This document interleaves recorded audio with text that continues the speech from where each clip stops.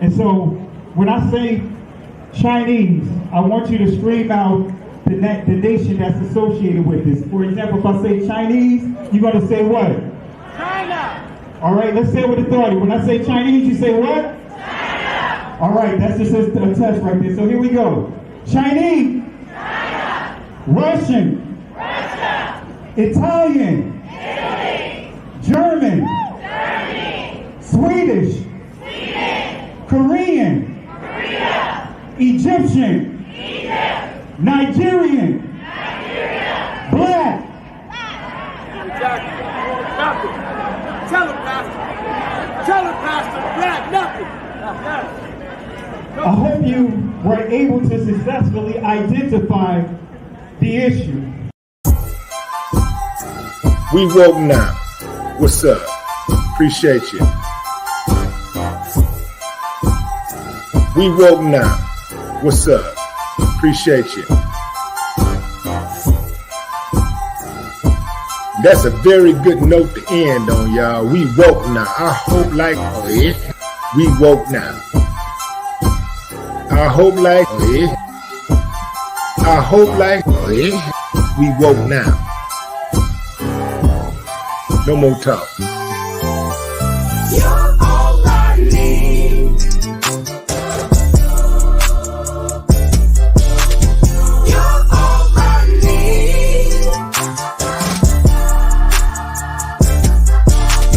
You're all I need.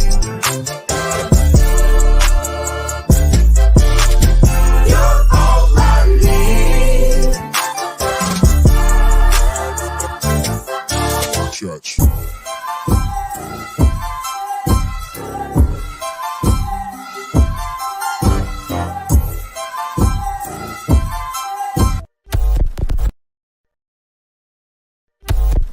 They say, go see the African History Museum. Why do they start when the boats came? Why don't they start with the drums? When we was kings. No, they don't want it, but we are kings. But the 400 years doesn't have to deal with slavery. It has to deal with the Bible. It has to deal with us being disobedient to God. Us. That's why you called Israel. Is it real? No, it's not. How did we leave there black and come back white? How did we leave there black and come back white? How did we leave there black and come back white? They say, go see the African History Museum. Why do they start when the boats came? Why don't they start with the drums? When we was kings. No, they don't want it, but we are kings. But the 400 years doesn't have to deal with slavery. It has to deal with the Bible. It has to deal with us being disobedient to God. Us as 12 tribes of Judah, as a member of the Hebrew people, we are still inside of our genocide. 50% of all black deaths a year is abortion.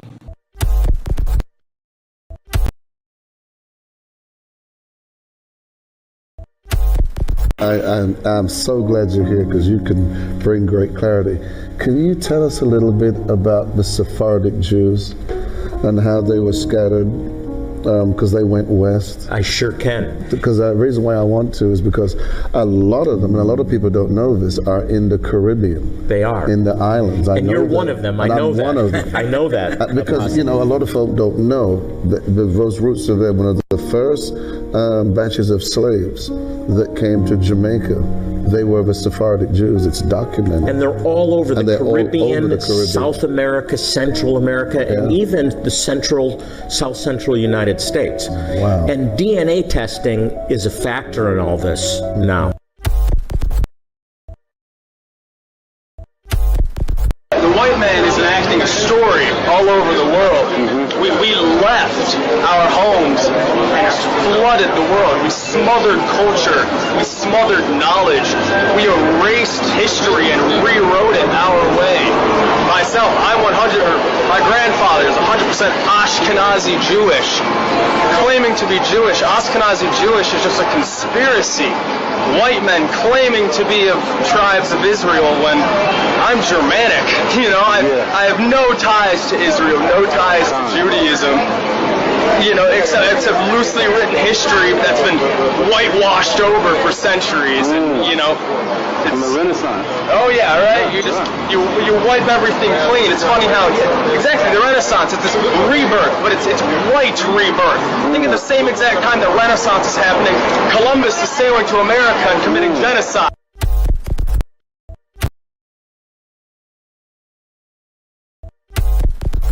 Genesis chapter 11 verse 10 explains the genealogy of Shem. Shem was a black man in Africa. If you repeat this fact, they can't laugh at you. If you repeat this fact, they can't laugh at you. If you repeat this fact, they can't laugh at you. Want to say peace and blessings, family. If you guys can hear me clearly, type 1 inside the chat if you can hear me clearly. If you can hear me clearly, type 1 inside the chat.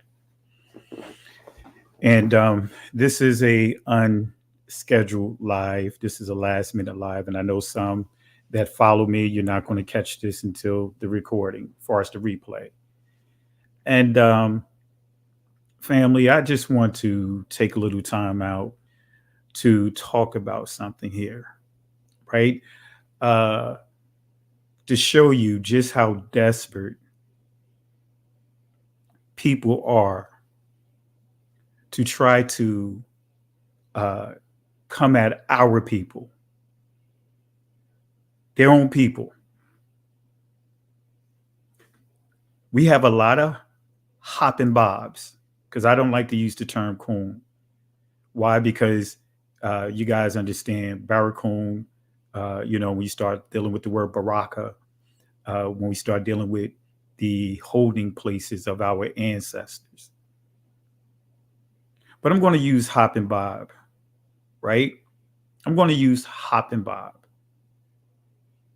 I'm going to use hop and bob because I think hop and bob is a better choice of words for these sellouts. I'm going to call it what it is, sellouts. I'm going to call them like they are, cowards, sellouts. They would invest so much time in going at their own people, right? But not go at the very people that claim to be the people of the book. They put so much effort into bending and twisting truth with lies. Now, I'm not going to mention any names, but just to bring you guys up to speed, there is someone that that's a leader within one of the camps, right? I'm not going to mention names because I don't want to get caught up in the rah-rah. But make it a long story short, I guess they were having a debate and this person disclosed that his DNA Y chromosome is R. And R is European, right? R is European. His DNA came up, I guess, for his father's side, R. And so with that, now there's this push of saying, hey, see, he's not an Israelite. And so now they're trying to take that template and now use that to go at others, and just decided to bring up my DNA and try to be, and it was very deceptive about it, right? See, family, what I do is I deal with, I believe in the law of 2 or 3 witnesses. I've done multiple DNA tests. So if you want to see some of the screen prints, it's on the community channel section of this channel, right? Because my GED match results, it range from 8% to 10%. It tends to fluctuate. That simply means that, tell you that my closest match is the limba. In between, 5 to 10 generations, just removed from the limbas. Then I posted to my ancestry to have me listed as 5%, just over 5%. Limba as my number 1. Then I also listed my 23andMe that highlights the Igbos at being like 32, 33%. Still connected to Israel. So what these low swinging fruit family, this is why I shifted my discussion, because when you're dealing with, like the scripture says, when you engage with a fool, it'll end up being on the outside looking in, appear to be two fools in the argument. See, instead of saying, you know what, wow, I just saw these people brought DNA results. So instead, they want to try to bend and twist the results. So let me make this clear. Even with just my 23andMe results, with the Igbo showing 32%, that percentage is higher than any Ashkenazi Jew percentage connected to Northeast Africa, to the ancient people of the book. Because even in their DNA, they're less than 1% or less. And I'm going to show you something here that they won't bring up. So now this is going to be the new, right, deceptive attack, because most people have so much venom for our people, for their own people, for that matter. Then to say, you know what, look, let's just concede this right here. So what do? They want to, anything but the Negroes can be connected to ancient Israel. This is why I'm calling out Pastor Geno Jennings, because he popped up in my live and then deleted and blocked, wanting to challenge me when I was critiquing one of his teachings. Poor teaching about the two sticks, saying that the two sticks, right? One stick represents Israel, and the other stick represents the church. He was poorly teaching Esau, right? And, he was doing all kinds of crazy stuff with his teaching. So these guys would rather spend so much effort in going at their own people. And what's sad about it, family, I'm going to be real with you guys. Many of our own people endorse these people. So what I'm going to do here, right? I didn't have time to do my screen prints like I would normally do. So I'm not going to do that. I'm not going to go into all my screen prints, but I put some screenshots, right, on the community channel portion of the channel. And you will see my DNA. See, this is where when you start dealing with low swinging fruits, and see, this is why the Most High had to redirect my visual and who I was engaging, because even in the professional world, none of those guys will be in the same building or same floor of where I work at, whether I was working in the corporate perspective or in the civilian governmental perspective. None of them would work in the capacity or at the level where I work, and even in my past. So the Most High had to share with me and show me that, hey, why give them any room? Why engage discussion? And that's why I shifted my discussion from those guys. And I want to say peace and blessings. Thank you for the contribution, Mario, Yahshua forever. Really appreciate the love and support of all you guys, and thank you for sowing this seed into this work here. And absolutely, I'm not letting them get to me, but I wanted to just kind of put the warning out there, the next wave, to all of you guys.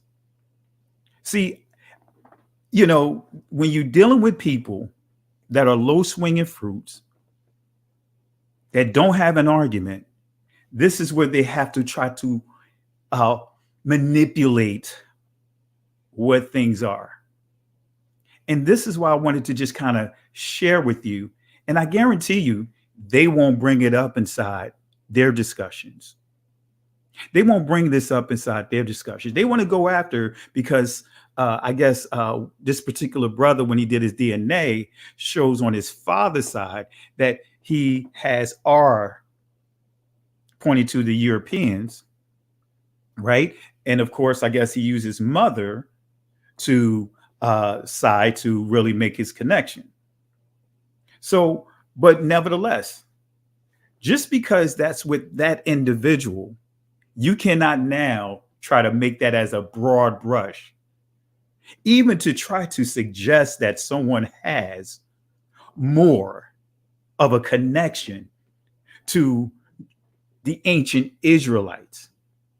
See, I don't care what percentage, even if someone comes up in their DNA that's European, that says that they have a 3% or 4% or 5%, your connection is not going to be greater than mine and many from within our community.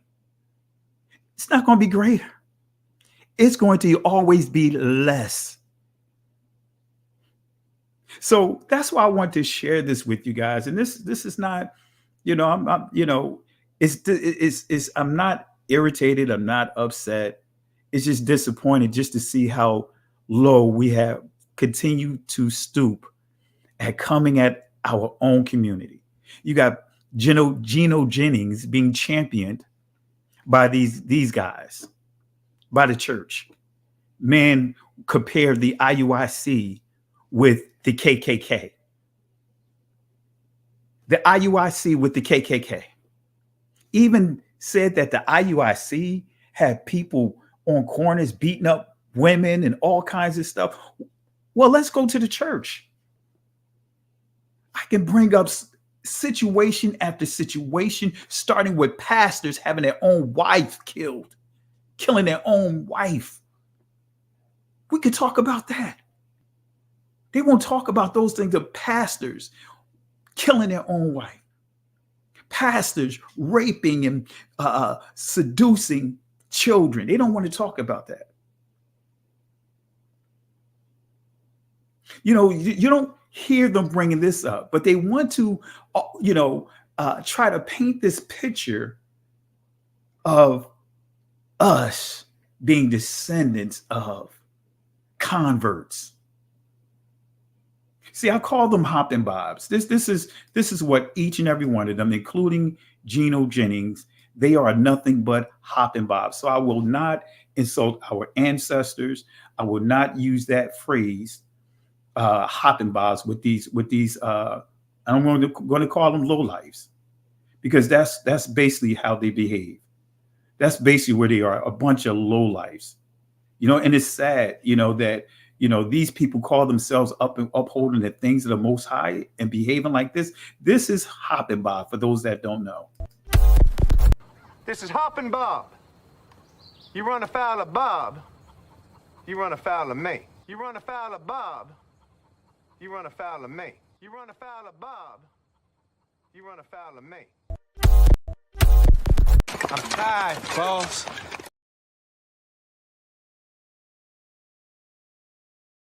Played out the part, having issues here.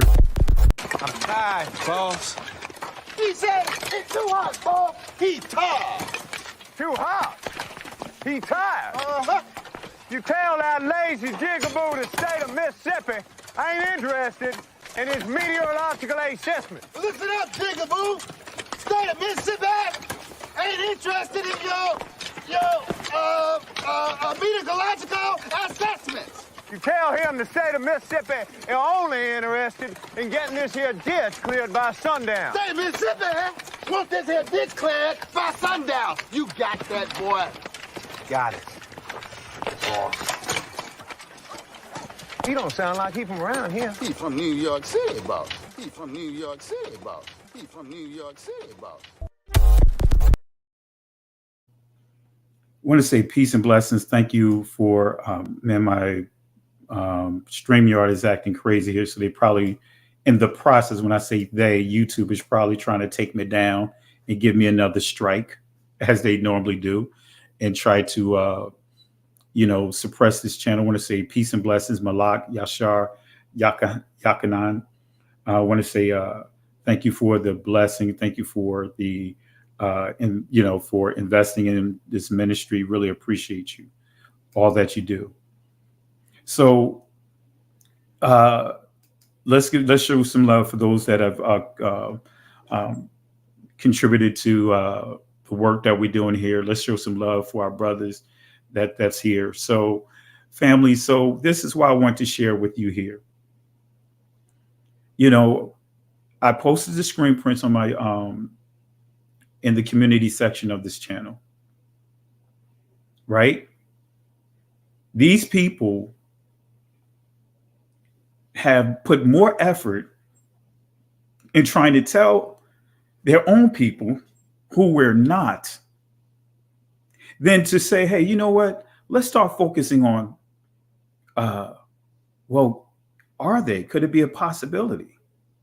See, years ago, a particular pastor, bishop, and all of them asked me and my cousin to produce DNA.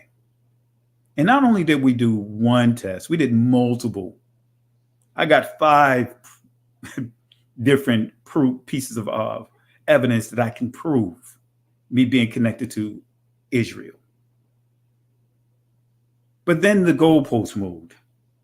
It went from, okay, show us DNA to now you try to do everything to try to discredit the DNA.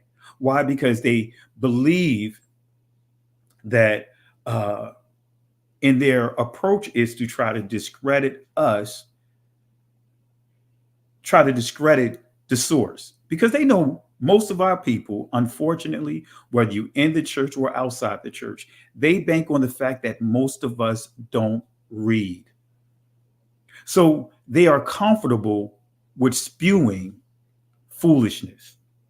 But let me show you something, what they won't share, because I'm going to have Cohen Hamadishi on here, and he's going to show and make it clear the delusion, the challenges, the politics he and the Limbas had to deal with their DNA. Because a group of people who DNA didn't register no more than 1.4 wanted to test them, right? And when they tested them, their initial results came back 25%. Not 1.4%, but 25%. They tested them again. You know, made adjustments to the test. And then instead of going down, it increased. It went to 48%. Then they did it again. It went to like 74, 75%. So to do this thing, they were trying to suppress and modify the test to force the numbers to go down. But instead of going down, they went up. So let me make this clear, family. You, Israel, whether it's Limba, whether it's Igbo, whether it's Ashanti, whether it's Bambara, whether it's Yoruba, whether it's Ethiopian Israelites, whether it's Yemenite, guess what? You have more percentages, if we want to go there, than what any one of these people that proclaim, especially when we deal with the majority of those that claim to be Israel, the Ashkenazi community, you have far more than what they have in them. So let me prove something here. And I guarantee you, this will not come up in the discussion. Let me just show something to you. Let me just share this real quick. And if others are doing lives, I'm going to jump off because I don't want to take away from what they're doing. This is an unscheduled live. So let me show you some here. I'm not going to get into all the specifics here because you guys remember this. Whoopi got into a lot of she got into a lot of unnecessary trouble, unnecessary flack because of her comments in regards to the Jews as we know them in Hitler. She received a lot of flack because of what she stated about them. So let me take you back to this article that I used. This is a Jewish publication, The Forward, been around since the late 19th century, right? Like 1885, somewhere around that time, right? Now, I want you to read this right along with me. This is a publication that pride themselves on giving news for the Jewish community, right? So here This article is, can 23andMe tell us if Jews are a race, and is that a good thing? So what this article is about is saying how now they have these younger generations that's all up caught up in the DNA. Now they're using the DNA to prove that they are part of the white race. Right? So that's what this article is about. But notice what it says here. It says can 23andMe tell us if Jews are a race, and is that a good thing? Because many are running with this notion that the Jewish community is a race. They are not a race, especially when we look at government.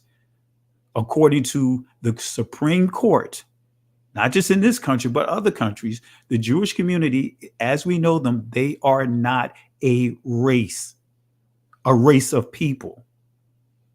We already know what the institution of race is. Now they're trying to do all kinds of things to modify that, but no, they're not.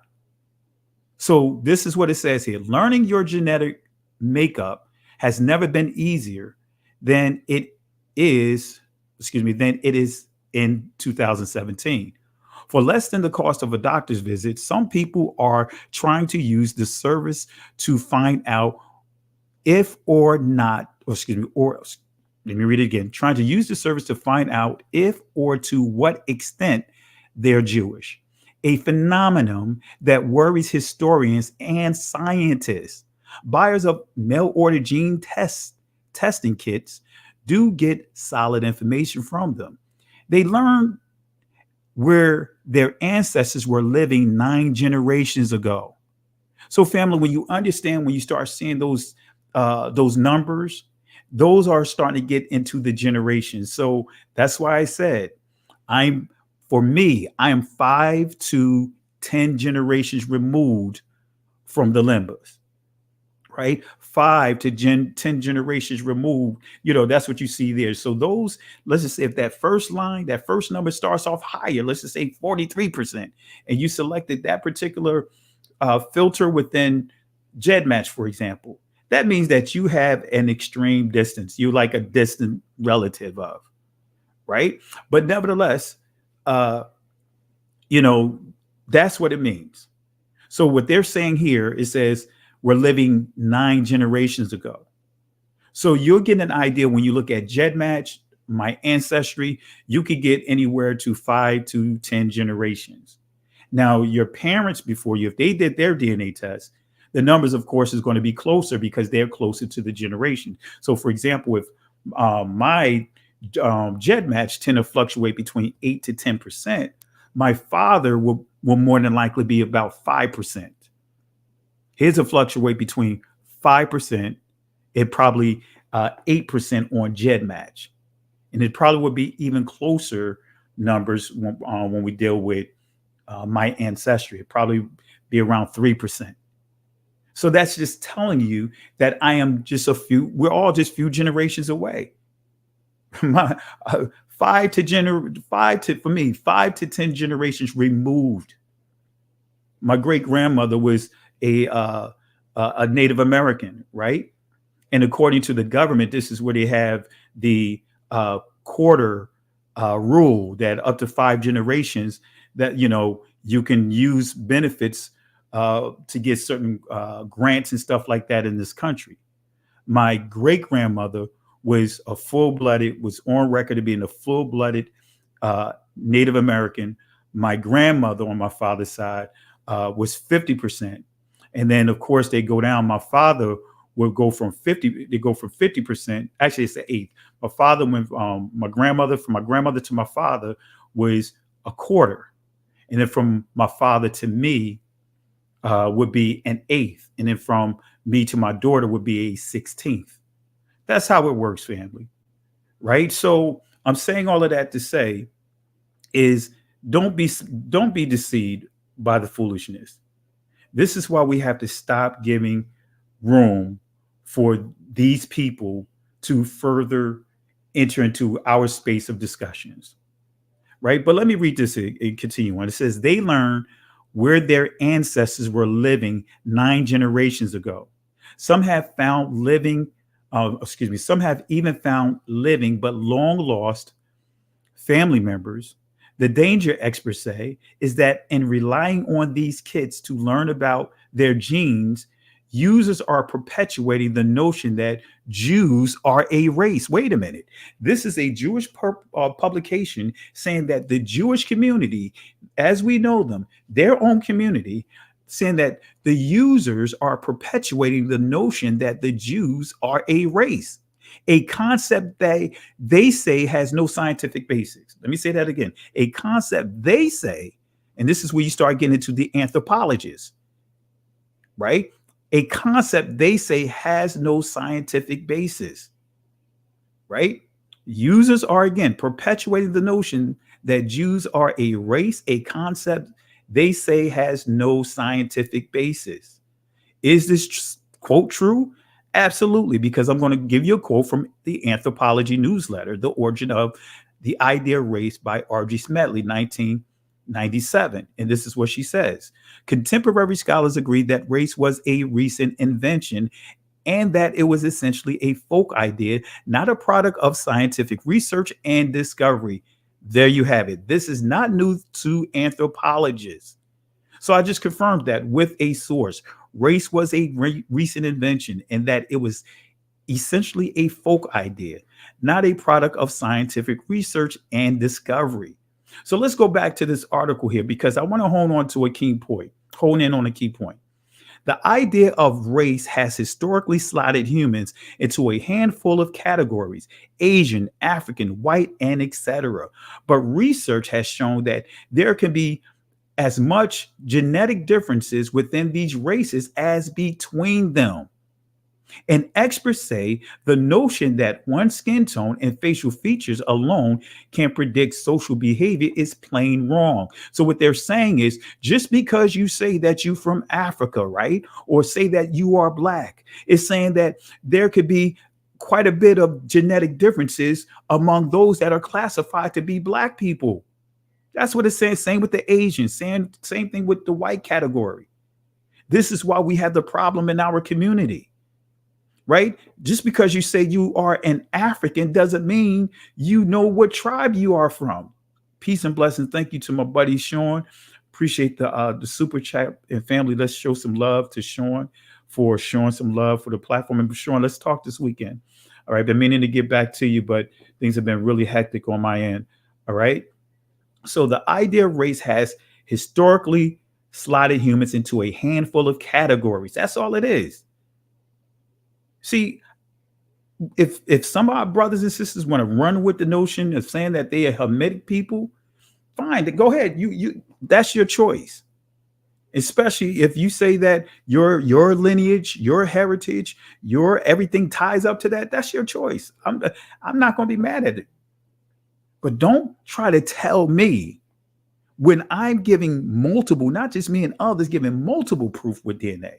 But I don't even have to deal with DNA. I could go to my family heritage that have been proven through family heritage, handed down information that I'm the people of the book. My lineage is the people of the book. So Asian, African, and whites, and etc. But research has shown that there can be as much genetic differences within these races as between them. And we're not going to deal with genetic differences tonight, too much to talk about. But an experts say the notion that one skin tone and facial features alone can predict social behavior is plain wrong. This is why you hear some people that says not all skin folks is kin folks. Why? Because just because you have the same texture of my skin doesn't mean that you come from the same bloodline I come from. The Ethiopians had their own bloodline, even though you had Ethiopian Hebrews. But guess what? There's still a bloodline for the Ethiopians by way of Cush, or going even, when we just go that route, Ham or Ham. This is not hating or saying that, hey, I'm mad at I'm hating against Africa, because even the name Africa, actually afar, we'll learn that that's a Shemitic name of Abraham's son by his wife Keturah. But even then, even if it wasn't, even before I knew all of that, no big deal. I always knew that Africa is a continent, just like the United States, right? United States is a nation, but Africa is a continent consisting of 70 plus nations when you count the Northeast Africa, which is called the Middle East. United States is part of a continent, the American continent, right? A nation within a continent. Africa is a continent with 70 plus nations. I hating on whether or not you're Hamitic or Shemitic. I'm focusing on educating my lineage, my bloodline, my people on who we are that we've been oblivious to. So again, Asian, white, Asian, African, white, and etc. But research has shown that there can be as much genetic differences within these races as between them. And experts say the notion that one skin tone and facial features alone can predict social behavior is plain wrong. It goes on to say it is really important for all of us to resist the attempt to revive this discredited notion that race is a biological category rather than a political and social category. Let me read that again. It says it's really important for all of us, and they're referring to their community as well, the Jewish community as we know it, all of us to resist the attempt to revive this discredited notion that race is a biological category rather than a political and social category, said Marcy Darvinsky, right? Let me see. Darnowski, excuse me, director of Center for Genetic and Society, a not-for-profit scientific ethic group. So let me say it again. Director of the Center for Genetic and Society, a not-for-profit scientific ethics group, right? And I'm not going to get into this right here. This is some of the things that they were trying to post here. Like, for example, this person, Abigail Jaffe, saying, I am 98% Ashkenazi, says 23andMe, and 99% European. That's white. This is giving some examples of what they're referring to. So these are Ashkenazi Jews that their DNA, according to 23andMe, saying that they are 98% Ashkenazi. In other words, collectively, altogether, 99.7% European. And you want to, in these low lice or low swinging fruits, rather, want to try to challenge me and others about our percentage? Even if we want to go to the low percentage, it's still greater than what you see here. Far greater. Just the Igbo alone from the 23andMe, as I pointed out, 33%. That's far higher than what you see here, less than 1%. So resist the attempt to revive this discredited notion that race is a biological category rather than a political and social category. Let's go back here. Let's continue on. Let me show you here. It says Iberian and Greek populations are actually, that's finishing another sentence, but let's continue with this portion here. Ashkenazic Jews often find themselves in the peculiar situation of being, notice this family, 90% Ashkenazi Jewish and 99% European. Can we say that again, family? Can y'all, I'm going to drop this link in the comment section. And family, this is what you need to be posting when you're dealing with people that are purposely trying to sabotage and undermine your heritage, your identity, who you are. This is what you need to be posting. This is what you need to respond to them with. And you'll get nothing but crickets. Nothing but, and I'm just going to call it what it is. It's just straight deception. It's straight lying. These guys are being liars. They're not having no integrity whatsoever. That's what, just flat out lying. Let me post this in the comment section. And family, you can go here and you can validate what I'm posting up here. Let me put it here. See, these communities, especially coming out of the Christian church, they're good at putting labels on people.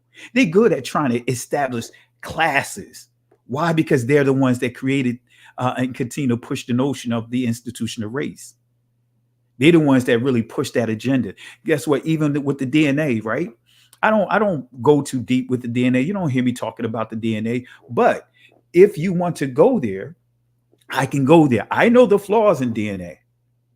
With any technology, there are flaws, and they are continuing to try to correct those flaws. That technology gets outdated. Used to be 5-year cycle, but man, you're talking 6-month cycles. But guess what? I can go into the DNA if that's what many people have been asking for, and showing that even the DNA confirmed what I've already known about myself. My family already know. So look what it says: 90%, right? When it's dealing with the Ashkenazi, it says 90% Ashkenazi Jews and 99% European. So what this is saying is, overall, they are 99% European, but within that 99%, 90% of it is Ashkenazi Jewish, and it may point to other places like Hungary, Romania, and that type of thing. That's why you see this here. So they are 99% European. But then it goes on and flip the script with the Sephardics. It says Sephardic Jews may be told they are mostly Middle Eastern and North African. Wait a minute. Middle Eastern and North African, and less than 10% Ashkenazic. Right? See, this is where you start getting into the questions about the DNA, right? Because when we understand the Bantu migration, right? Many of you guys will see that in 23andMe. They'll tell you about the Bantu migration coming from most cases, East Africa, Northeast Africa. Northeast Africa. But then they won't put the Jewish aspect, so to speak, there. But you see, just like in my DNA, you saw the Igbos being highlighted. They'll say that I'm primarily from West Africa. But they'll show that the origins of the Bantu, they'll have the Bantu expansion coming down from where? Northeast Africa. You see, that's why I say, it's a lot of crazy stuff. Somebody said they went into the link. Let me pull it up again. Let me put the link in it again. Let me try it again. Oops. Let me put the link in the chat again. See, this is why, like I said, DNA serves its purpose, but there's a lot of flaws to DNA. All right, let me stop this here because, like I said, it's just a lot of foolishness that's out here, right? A lot of foolishness that's out here. Let me post this inside the comment section again.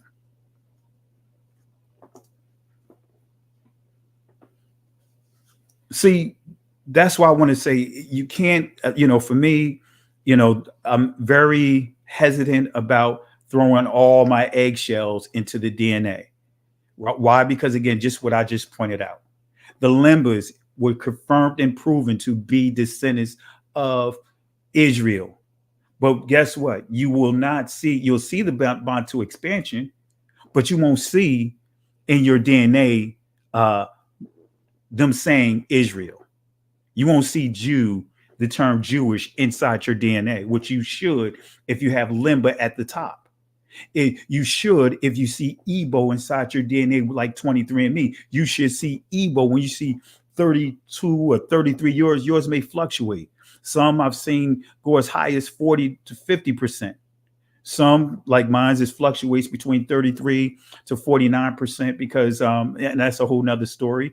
But again, guess what? That's still far more than what I just read to you about these Ashkenazi Jews. Even though his family insists excuse me, let me pull it back over. Reading this again. It says, let me start it from the beginning. Stuart Schaufman, a travel writer and blogger who writes under the name Broke Blank Stewart, said he bought a kit from 23andMe because even though his family insists they're exclusively Jewish, he thought there was a possibility that he had some non-Jewish ancestry. I was curious because you never know, says Schaufman. Family stories are just stories, Schaufman, who learned that he is what? 99.8% Jewish. Ashkenazi, though, that is, right? Ashkenazi Jewish, 99.8%. So this is telling us that he is 100%, almost 100% European, 99.8% Ashkenazi. Family, we got to give the garbage can to those that are trying to come up with this foolishness. It's just sad, man, that you can't even have conversations of integrity, even if you just disagree, but have disagreements of integrity. But instead, you have people that are purposely made it a point to try to insult, come against us, and pull up all kinds of false information instead of just being honest. If you're wrong, you're wrong. If you're right, you're right. You don't have to be deceptive. If you think that you have a valid argument, a valid discussion, like I said, I'm not ashamed to show my DNA. And I can guarantee you that I don't have R. I can tell you straight up, just like most of us here, actually all of us here, you'll see E1B1, right? As your majority, especially if you go under 23andMe, my ancestry, right? Because mine show E1B1, right? Shows the majority of that percentage, but then it'll show a percentage of A. And A refers to Southern Africa. Should I be surprised if A pointed to Southern Africa? No, because again, right? As I pointed to you guys, when you start dealing with the Bantu migration, but primarily you're going to see E1B1A in our DNA. For most of our, some say anywhere from 80 to up to 80% of the people, our people here. You may see it reverse. Some of you guys may see, you will see E1B1A, but if you go to my ancestry, you'll see E1B1A, but you might also see A, right? The A haplotype, which is still what? Africa. Right? But you will not see, I can tell you this right off the back, you will not see R and a high percentage or any percentage. That's not my primary. Because if my DNA came up R, then I'm pretty confident if I go and do my African thing or whatever with GEDmatch, those percentages as far as with Limbo will have a greater distance. And when I start with those lower numbers, it'll be at 20, 30%, 40%. So when you see people's numbers start higher, that's telling you that's a dead giveaway that they have possibly more European inside their DNA. That means that they are distant relatives. When the greater that number goes, that's that you dealing with distances. But anyway, let's get back to this, family. So again, it says this particular Jewish guy, Schofman, learned that he is 99.8% Ashkenazi Jewish. Said the test hasn't made much of a difference on his sense of Jewish identity. Judaism really informed who I am. Wait a minute. He's saying the religion of Judaism really informed him of who he is and his values and worldview, Schofman said to 23. He said 23andMe hasn't made me more or less Jewy at all. So he's making it clear that through Judaism, because Judaism, the law of return, the law of Aliyah, right? That simply right? If you practice in Judaism, or if you're born to, as they declare, a Jewish mother, you are considered to be Jewish. That's the law of Aliyah. Practice in Judaism or born to a Jewish mother. So it goes on to say, Hoffman hasn't made me more or less Jewy at all. In other words, 23andMe. However, Schofman added, he's Jewy and white. While other Jews, in other words, Sephardic Jews, Ethiopian Jews, can't claim that distinction. He's an ethnic minority, but a white one nonetheless. And this is what he said in that interview. I get all the benefits of white privilege, he acknowledged. Come on, family. This is too easy. And we're allowing these low swinging fruits, Come on, family.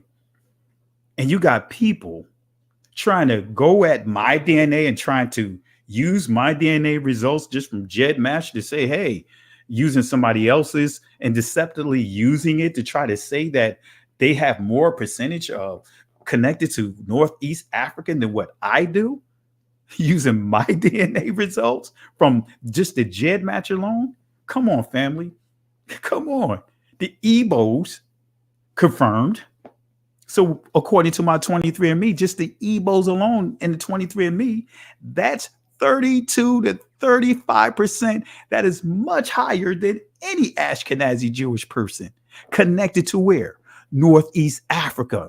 Now, if we go with the Limbas, as I pointed out, you're going into a higher percentage, right? Or, even if you want to just keep it at 33%, 33 to 40%. But that is a far higher percentage than any Ashkenazi Jew that's whether they're living in the land or they're not living in the land. Who won come test? Who won come test? Who won come test? Come on, family. Come on, family. Come on, family. Anything but the Negro. Anything but the Negro.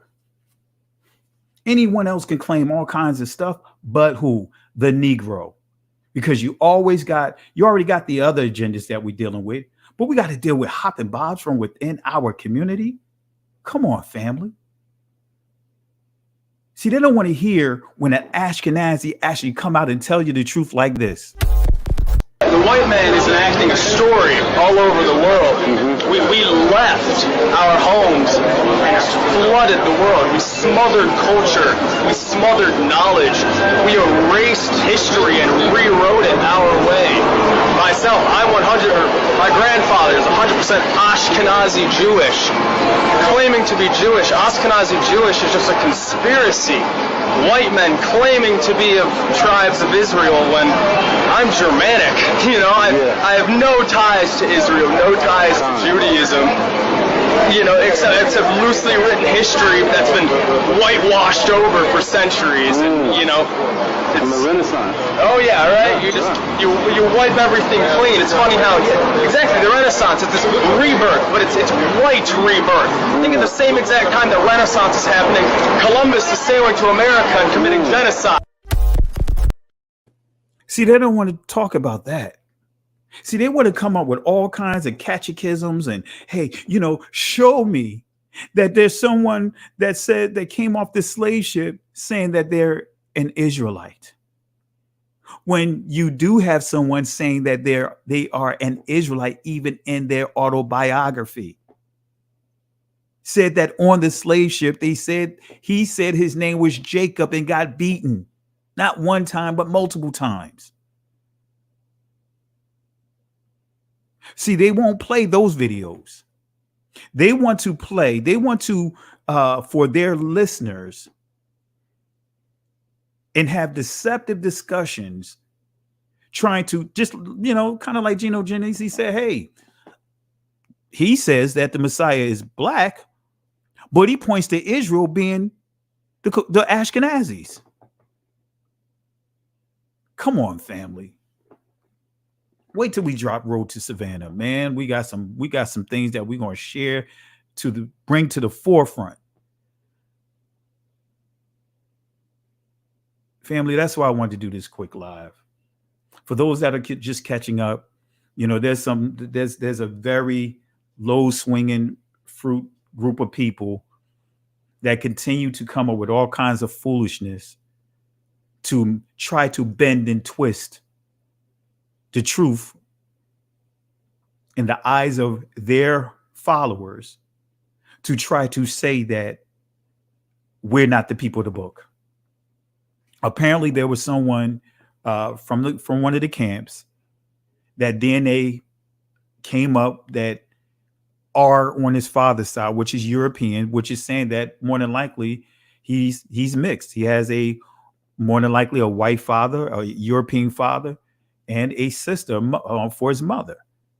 So with the R, they're running with saying, hey, he's not Israel. Because, hey, they're saying that, hey, your father is a European, so you're not Israel. You are what your father is. Right? So now they're trying to take that and use that to come at all of us that have done our DNA, including myself, pulling my a clip of me showing one of my DNA results. But family, again, I follow by the rule of thumb of 2 and 3 witnesses. That's what I follow by. I don't follow by the foolishness that many of these guys are trying to roll with. I don't follow by that. I don't follow by that nonsense. I don't have to stoop to those depths to try to justify anything.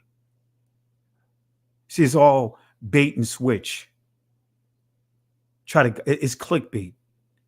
To do what? To try to get our people to support foolishness. That's why I'm not even going to mention names. I don't want to bring no attention to their places and channels from here.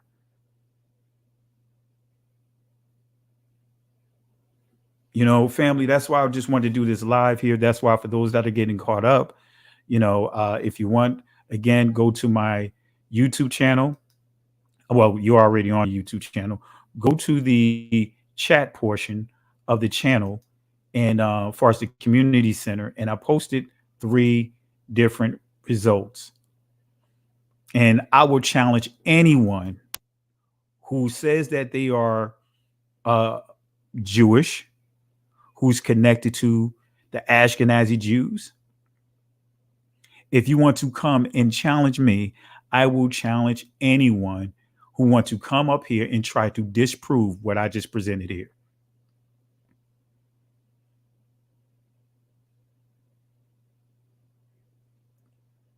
I'm trying to tell you, family.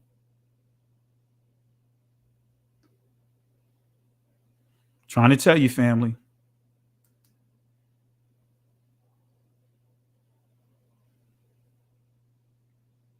You know, and see, and I want to make this clear for you know, some people that may want to jump in and say, you know, like when I made that post, oh, your heritage will not give you eternal life with the Most High. Lose me with this nonsense. Let me hide this person, because there's always one that want to say, hey, it doesn't mean anything for salvation. Let me tell you something. The Messiah said in Matthew chapter 15 that he come to bring salvation to who? The Israelites. So yes, it does matter. You knowing that you're an Israelite, that the Messiah came specifically for you and for me. It wasn't a generic approach. He came but for the lost sheep out of the house of Israel. It's real, Israel. The Messiah came for us.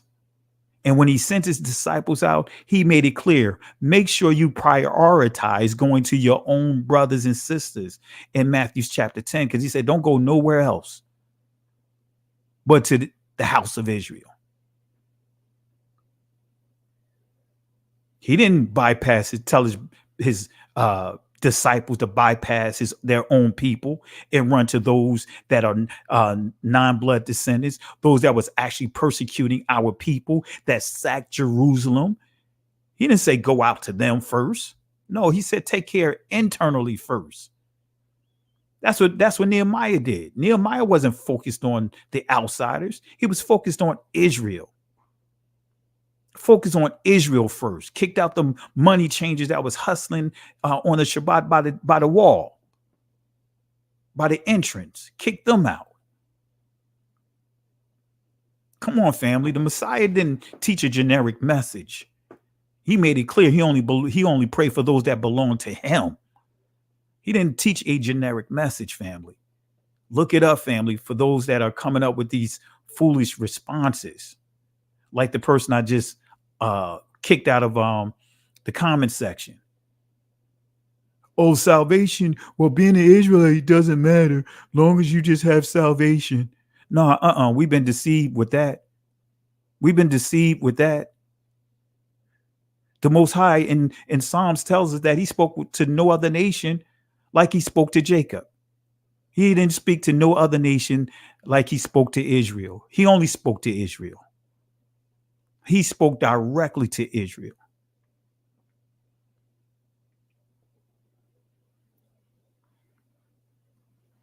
So with that, and then let me answer this question real quick.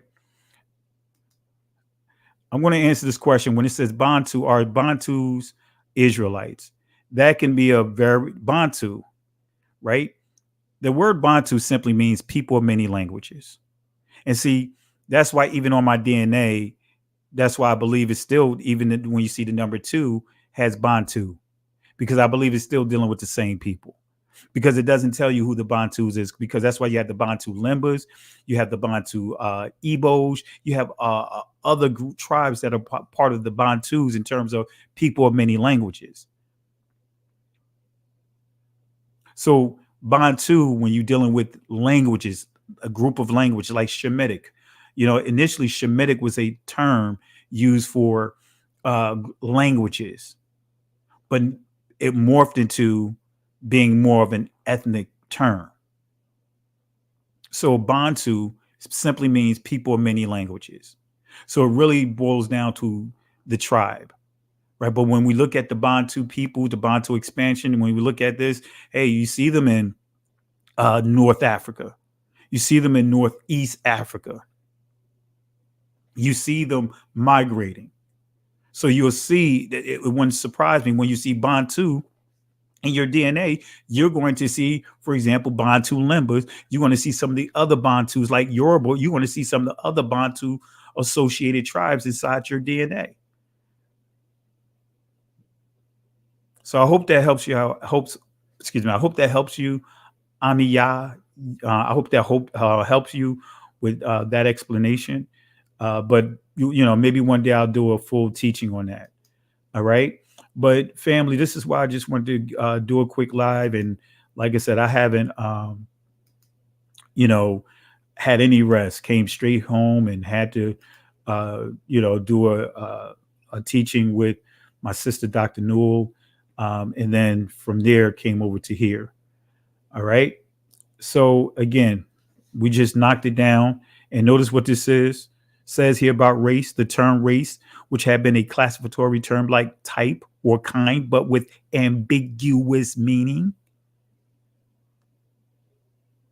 So again, family, I don't need to go through all of this, but these are the things that they won't talk about. How the institution of race was used to create a new social identity. In other words, turn the entire globe upside down. So I'm not going to get into all of this because I'm really tired, but we'll touch on it more, family. But I just wanted to do a quick live to explain to you guys the next wave of arguments, foolish arguments that are out there of what many are trying to come with now. Yeah, I dropped the link in a chat, for those who wanted to jump on. Let's see here. I see a question here. Pillow Talk. My question is, how would DNA show you a tribe? Well, this is where you start getting into how DNA was put together.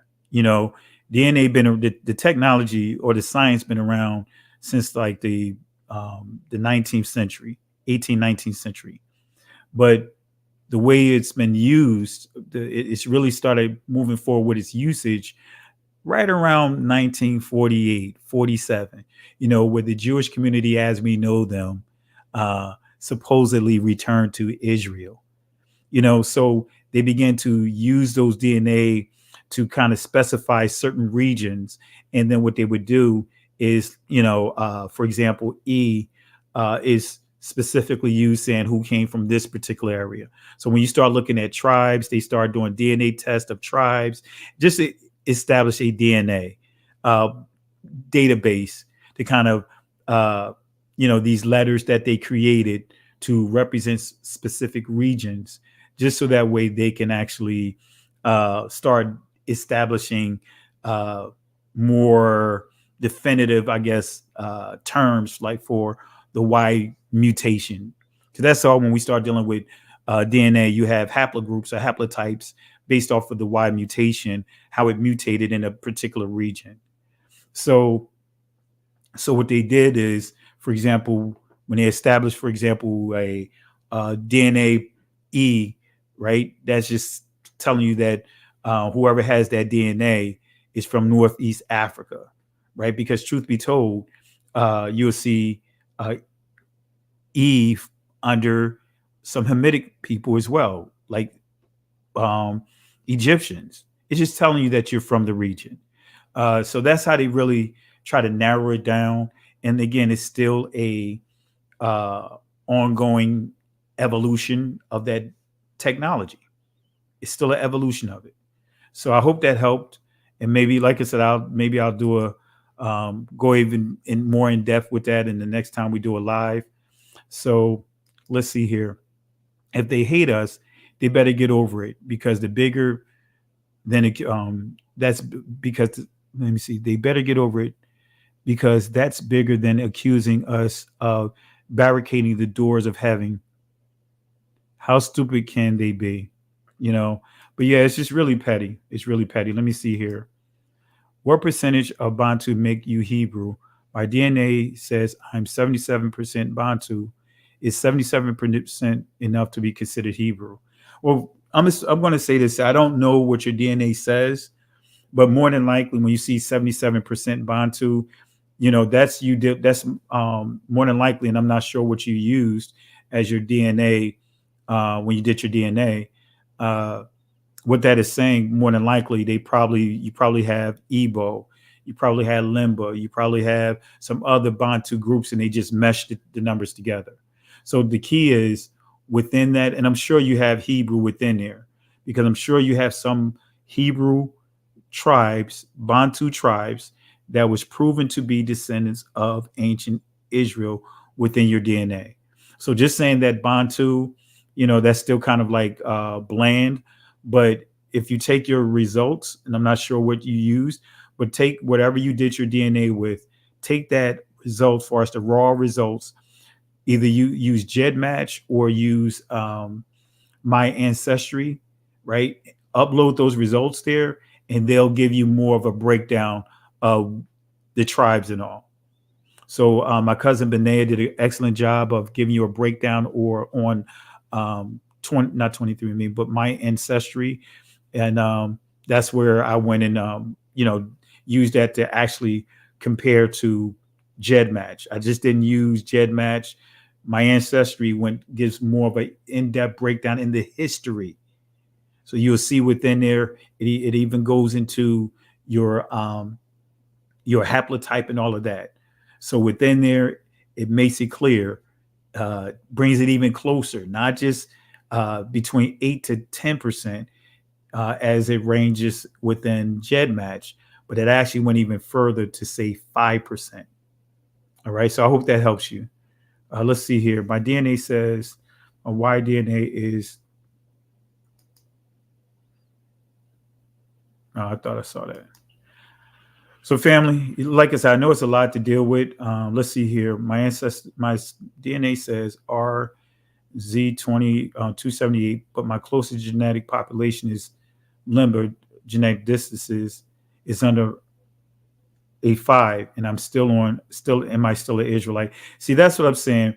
Right now, what they're saying is R is supposed to point to it's supposed to point to the Europeans, right? I don't have R inside my DNA, right? For I have the highest percentage. You see E, and then it also have a percentage of A. When it points to some of the tribes and all of that, far as like a region. But let me see here. But my primarily is E. But let me just show you. Let me see here. R. Let me just pull it up here. And like I said, I want to make it clear. I'm not saying that I am a DNA expert, but let me just give you some information on R. 2Z128. Let me pull it up here. Let me just give you some information on this. Let me make sure I typed it in correct. Let me type it correctly. Z278. Z2. 278. All right, let's see here.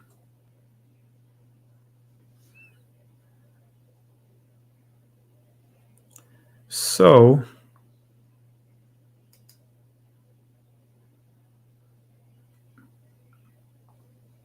trying to pull up more information on that particular one. And like I said, I'll give you clarity here. Let's see here.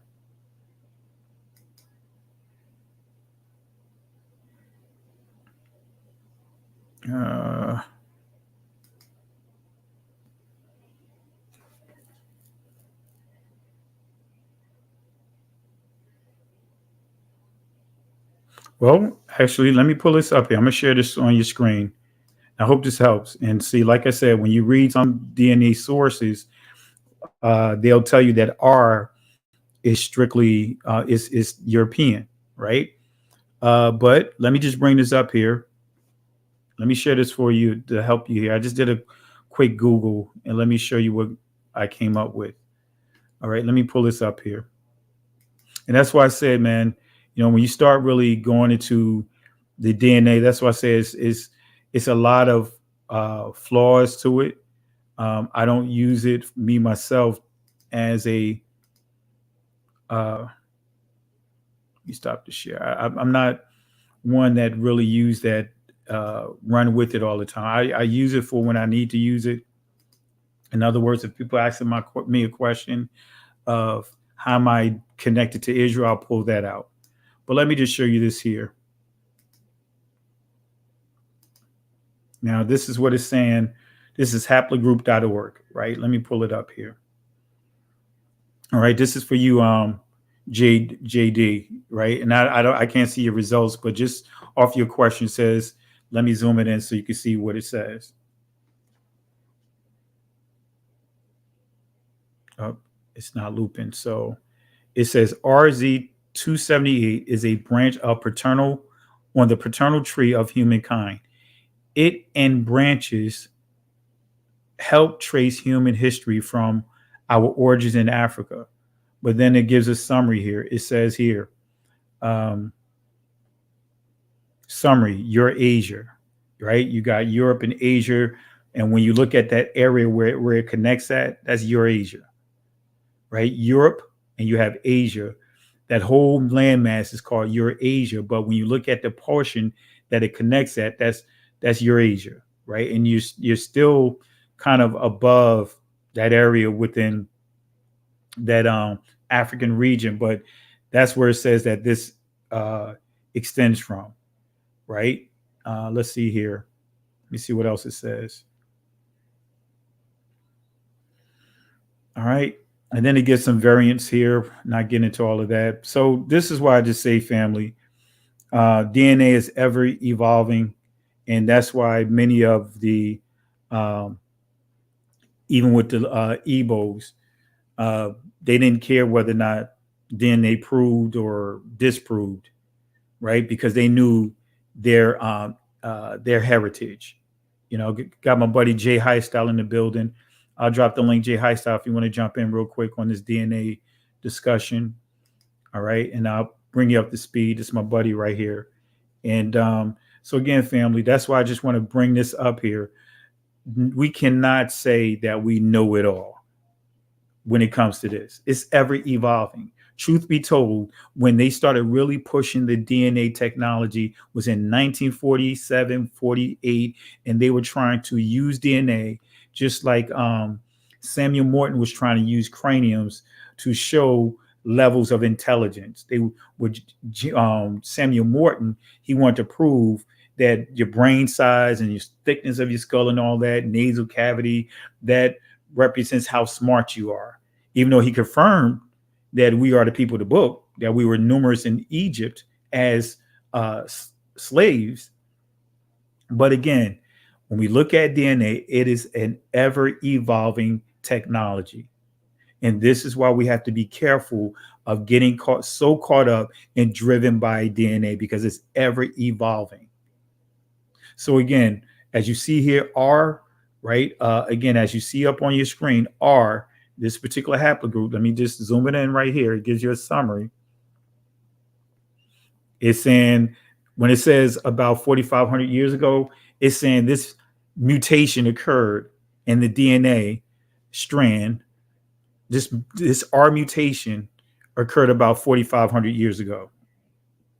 So when it says haplotree, it's saying the mutations of the R. All right. Let me show you one more thing, and I'm gonna wrap it up here. I'm gonna see if I can show you another link just to show you where a lot of the confusion could come in. How's it going, my buddy Jay Highstyle? Good evening, Pastor. Peace and blessings to you and the family. I didn't get a notification at all that you were on right now, but that's YouTube for you. You know how it goes. You know how it goes. And I'm not sure if you caught the discussion, but I'm dealing with another foolish, so-called foolish attack that the deniers of us trying to come up with. Okay. Make a long story short, they'll do anything to try to disprove who we are. Oh, right? Absolutely. Basically, it was I'm not going to mention the person's name, but a Hebrew, someone that's a lead, one of the leaders in the camp, one of the camps out there. Apparently, he was having a discussion or a debate, and he mentioned that his DNA was R.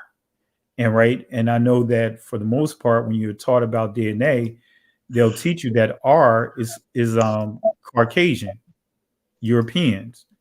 And so they start running with the thing of saying that, hey, this Hebrew Israelite, I'm not going to mention his name, he's not Israel. And so now they're trying to take that and use that against that that argument with that person, and trying to basically, in a nutshell, bring that up against us.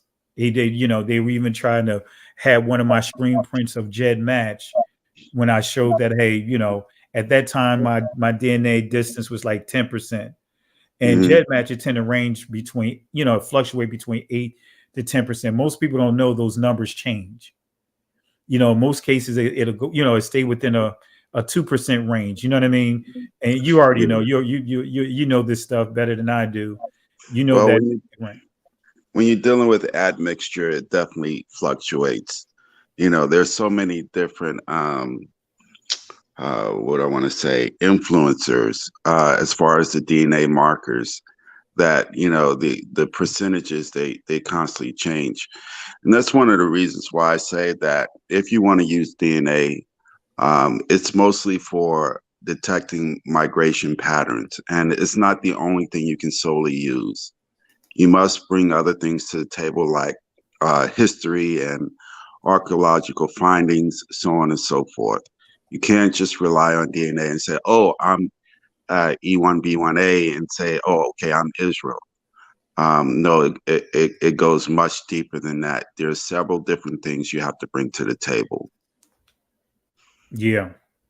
And I totally agree. And that's why I was explaining to the people that, even though I used the DNA, for example, Jed Match, I just used that one in particular. I have others that I have taken and, just ran the test on.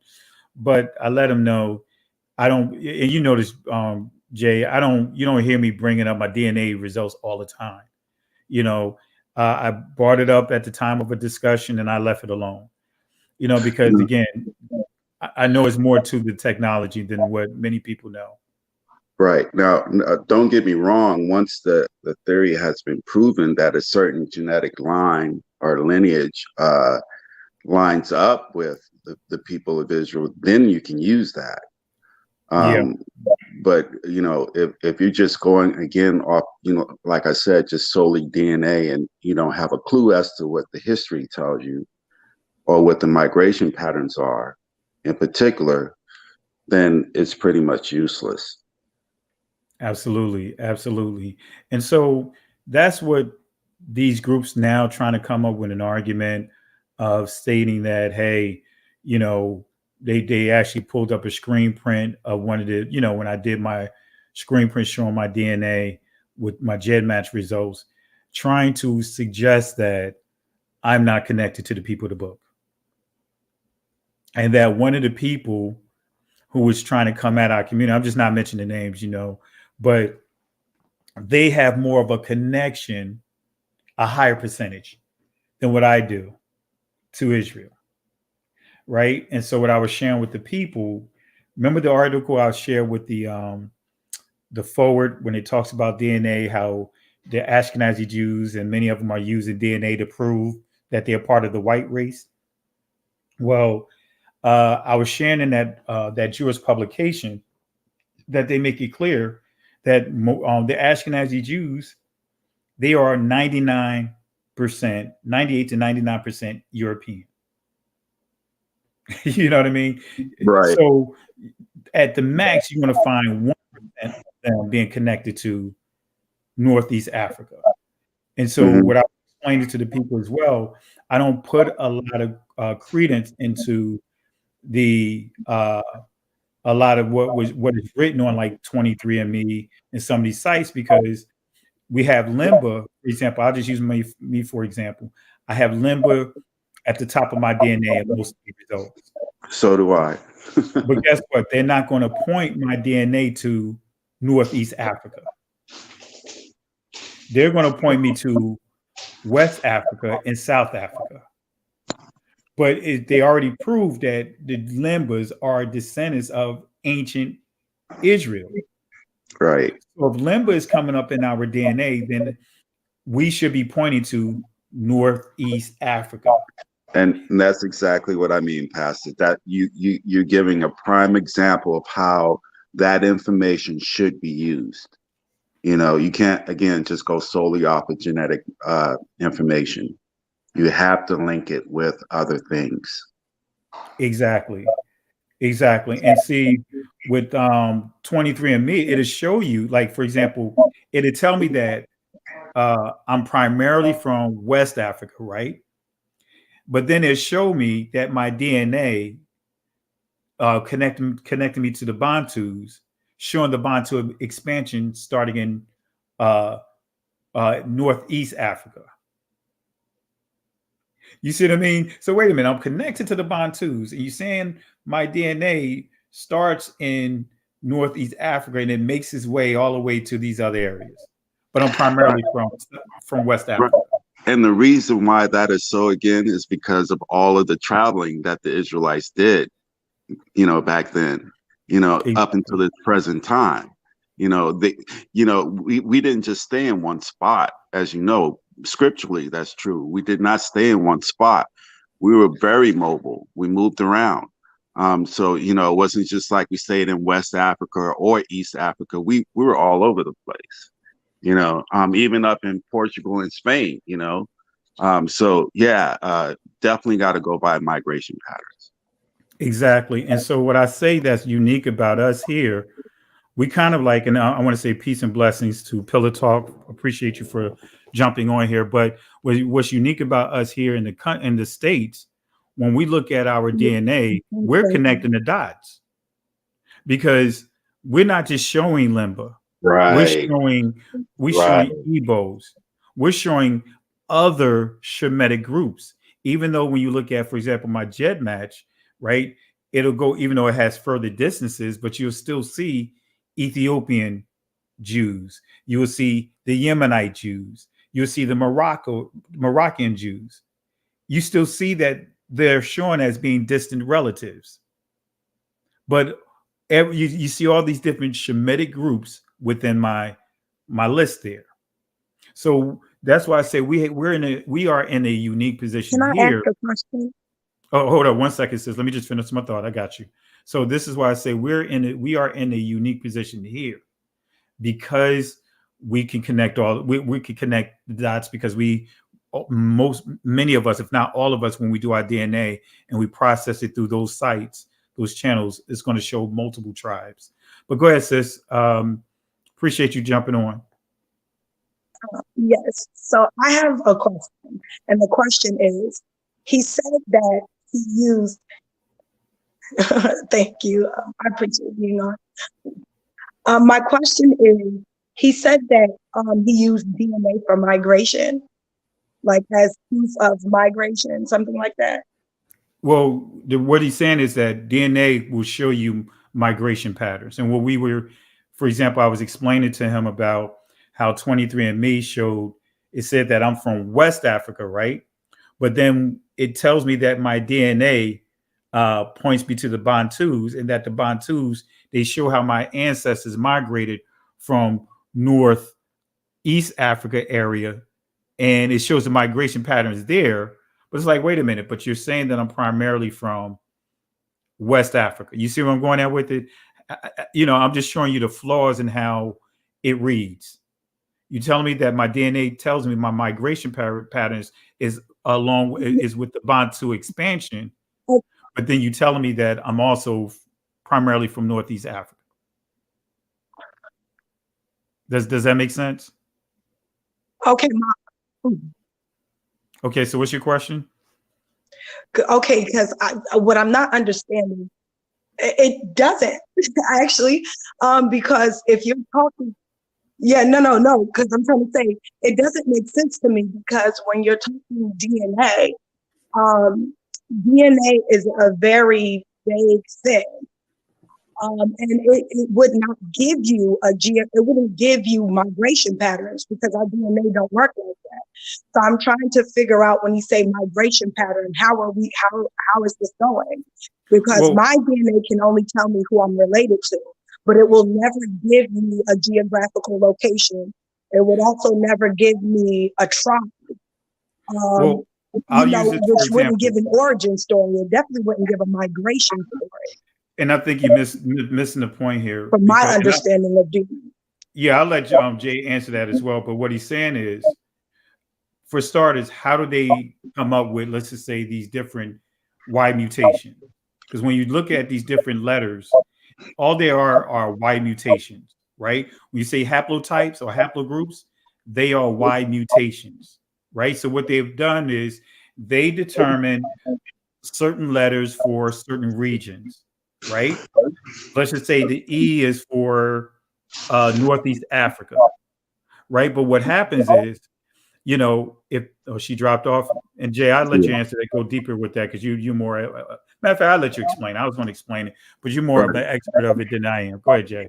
Well, the thing is, the genetic databases are pretty much developed from artifacts, grave sites, so on and so forth, where they've actually done a DNA analysis on those particular grave sites and found that, along with carbon dating, things of that nature, they found out exactly which genetic or lineage was in that particular vicinity at a certain time. So they're actually able to trace the genetic makeup through, as far as the migration patterns, they're actually able to trace that through these artifacts. So it's not just about identification purposes. It's also about actually tracing through history where the genetic makeups were. What did it consist of in particular regions? Okay. Did you catch that Pillow Talk? I can't hear you. She must have. I'm sorry. For some reason I hear it happening. Okay. Well, just real quick to sum it up, as Dr. J was pointing out, is that artifacts, and also, when you start dealing with archaeology and how they establish these migrations of, for example, groups of people, and they see, let's just say, if they say, all right, E start on E1, E is the haplotype for Northeast Africa. But then as they start doing these DNA testing of those that came out of there, they start looking at different areas, and they start seeing this trace of people that have this haplogroup or this Y mutation. They'll start seeing the areas, the paths of where they are. That's how they begin to establish the migration patterns. They'll see, well, a bulk of the people, let's just say Northeast Africa, then we see them in Central Africa, and then we see them over here in West Africa or South Africa, whatever. That's pretty much. And then also they go off of course, history, because there is history of a migration pattern. For Right. example, the Bantu going from a particular area. You know, when people began to move to other locations of Africa. And it's not just the Y DNA, but it's also autosomal, the mitochondrial DNA. They pick up migration patterns from that as well when they do the matches. All right. Did that help you out, sis? Okay, a little bit, but not, because I'm still trying to understand, because that means, okay, so you're talking about migrating from Africa to other regions. Yeah. So you would be using the out of Africa theory to support migration all over the world. And I haven't, maybe I need to read more, but I haven't found anything that substantially stands on Africa being the cradle of civilization for everybody. So well, my mitochondrial DNA, how would it get traced there without my grandparent being there? You get what I mean? Like, and it would not tell me that I was there first. Like, DNA don't do that. It can't tell you what landmass you've been on. Well, again, that's why I say actually it's more to the science, and I just believe you have to go to it more, because actually when you do the study, when you do the history, when you do the testings, and when they do all the different, as Doctor pointed out, the carbon test and all those different things, they can actually determine and pinpoint basically that cradle where life began, in terms of for beings in that cradle. The consensus is unanimous that it came from the cradle of life is in Akibulan or Africa. But they would need living human beings to do so. Well, they would need living. Like, who would they be? Not necessarily, because when you study, I'm not sure if you heard of Diop, right? Let me just explain this real quick. Diop, right? He's a brother man, right? Because at one time they were trying to say that the ancient Egyptians were Caucasians. So what he did was he came up with a carbon testing to actually prove. I don't have it all in front of me. It's a book called Black Genesis. I encourage you to read it. But what he did was he came up with an accurate test, and actually that accurate test proved that the ancient Egyptians were dark melanated people. That's right. So there is a way of testing this. Now, I was going to use another example, and it's just a simple example. You heard of Easy Pass, right? Well, hieroglyphs proved they were dark-skinned people. Yeah, hold up. Let me just get this point in. You familiar with Easy Pass, right? You, Dr. J, you familiar with Easy Pass, right?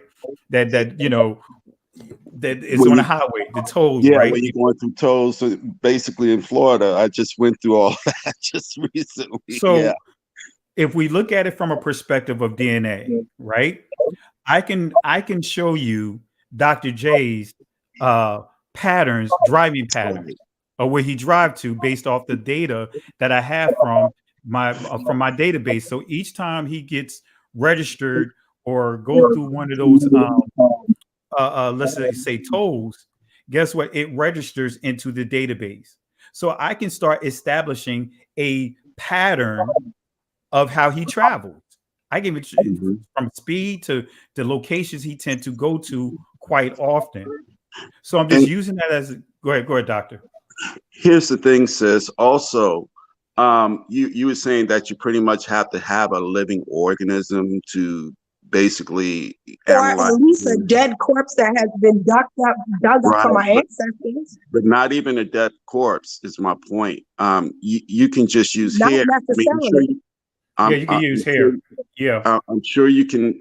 You've heard of these incidents in the past where certain criminals were prosecuted because they found their hair sample or semen sample or whatever it may be at that particular scene through DNA analysis. So it doesn't necessarily have to be a body per se. It could just be any kind of artifact from that body that still contains the DNA material. Okay. And real quick, hold on 1 second, Pillow Talk. Let me bring Nakia excuse me, Nakia in. Nakia, how's it going? And thanks for jumping in. I Mhm. Can you hear me, sis? You may have to unmute your phone. I mean, unmute your speaker. Oh, she fell out. So, but yes, it's, again, I want you to really, like I said, that's why I'm letting Dr. J explain, because this is his area, and this is why he's giving you an actual explanation of what how they come up with this and how to determine it. So I understand you have questions, and I know you have questions in that regards, but he's actually explaining it to you, and I just encourage you to just take go just Read up do a on it. little more studying on it, and maybe the doctor could give you some references to maybe help you start your journey on that, far as to piece it all together. But I definitely do. okay, so Nakia, yeah, I want to say peace and blessings to you.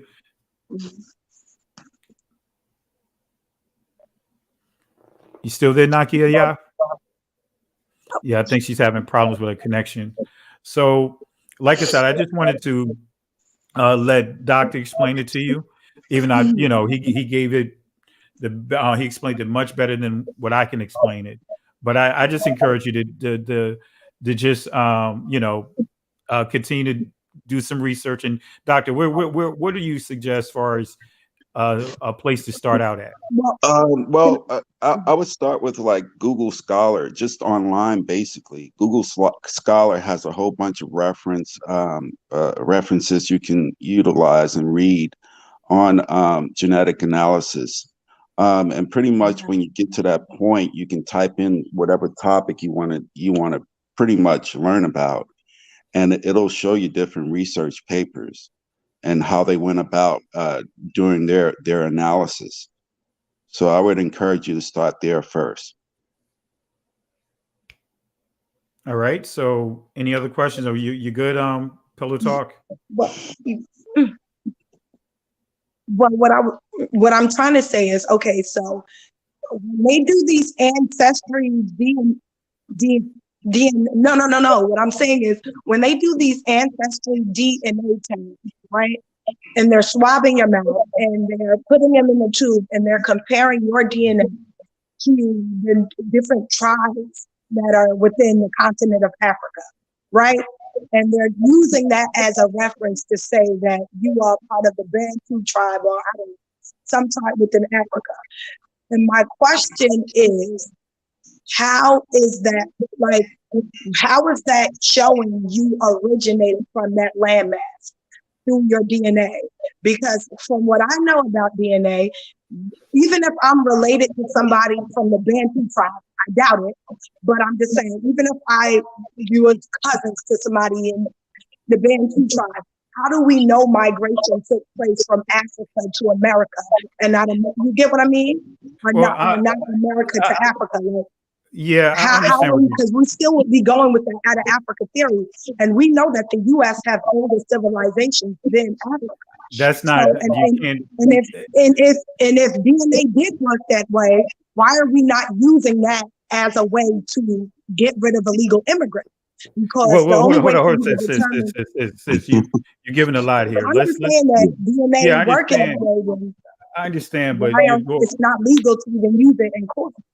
Yeah, you're going into an argument to even say that we all know that America, as far as this landmass, as far as the living people here, the Aboriginals here are older than. I'm not going into Aboriginal. I'm just trying to say, how did you come up? How does DNA? I didn't come up with it. That's what I'm saying. Dr. J is giving you information on how to go about getting this information. I didn't make this up, and I want to make it clear. I'm not giving all the answers because I'm not saying that I am a scholar in this area. What I am saying, though, is that when you start looking at migration patterns again, and when you start looking at why mutations, these groups, right? Doctor gave you a whole blueprint of how that comes about. So go ahead, Doctor. Also, DNA is specific. It's specific to who you're related to. Not just who you're related Not to. migration. It can't be read like a book. Hold up, sis. Let him explain. Not only to who you're related to, but who are your distant cousins as well. Here's the thing: if you were to say leave a hair sample at your job, and then leave a hair sample at the corner store, and then leave another hair sample, say, at your house, and then someone was to come along and take up those hair samples, they would begin to see your migration pattern, where you've actually been. That's it, and I'm really making it very simplistic for you. Of course, it's a lot more detailed than that, but this is pretty much the foundation of how DNA is linked to migration patterns. It's through the artifacts, like I said to you earlier, that they actually find, the different grave sites that they actually find in these different regions, that along with carbon dating, tells them the historical pattern, the historical migration pattern from artifacts that make sense. Of particular DNA sequences. Okay. And if you happen to match that DNA sequence, then it pretty much tells you where your ancestors were. Does that make sense? And last point I wanted to make with that too, even before DNA, what they used to use is cranium. Yes, but that's billions of people in the world. I doubt that all of us ma'am, you're not letting me are even going to finish be my thought. found in one location on archaeology like this. It doesn't make sense. Ma'am, realistically, you're barking up the wrong tree, because we're just explaining it to you. I'm not trying to. But it doesn't make sense, is what I'm saying. And what I'm getting to you is, at one time they were using cranium and nasal cavity, because your nasal cavity can make a difference of was used to determining who's who as well. Your nasal cavity can be used to determining what groups of who's who. I'm just explaining to you, before DNA came into play, they were using. Yes, that's what I'm saying. You would need a body. I agree. I'm in agreement with that. Yeah. But what I'm getting at is, there's certain, and this is where, going back to what a doctor is pointing out, they looked at, for example, craniums. Let's just say our cranium. They looked at craniums from Egypt, right? From Israel, ancient Egypt, that whole region. And they began to see that those craniums, many of those craniums in that area, matched the craniums of our ancestors that was on slave ships. That's Samuel Morton back in 1860. But there's no proof of slave ships. There's no Yes, there are. Yes, there are, sis. There's no proof of that. Sis, I'm not getting into all of that, but I don't even want to get, because yes, there are, but I don't want to get into. No, there is not. Sis, I've done the research, believe me. All right. You know what I mean? Thank you, Pastor. When you get into all of that, that's being completely disrespectful. You know what I mean? I just had to kick the person out, because that's getting into a lot of nonsense, and I just can't roll with that. It seems to me, Pastor, she was trying to harp on basically us being here as the Aboriginal people here in America, I guess. What's that cat's name? What's his name? Yeah, I know what you're talking about. I can't think of his name. He's running with this Callaway. Yeah. Sound like she was one of his or something. I don't know. I'm glad you got her off. Yeah, it was like when she went there, it was like, and I knew, kind of started feeling that she was going that route. It's like, man, because she's not listening to anything that's being said, and she wants to basically make things into a conspiracy. And not doing it. Nakia, yeah, are you still there? She got off again. Brother Stewart, real quick before we wrap up. I saw you here. You had a question? Oh, hey, shalom, everybody. I wanted to chime in on what the first sister was asking, and try to see if I could help clarify some stuff. But unfortunately, she's gone now. So it's something I dig into really deeply as far as the DNA stuff. So I was hoping I could maybe provide some clarity.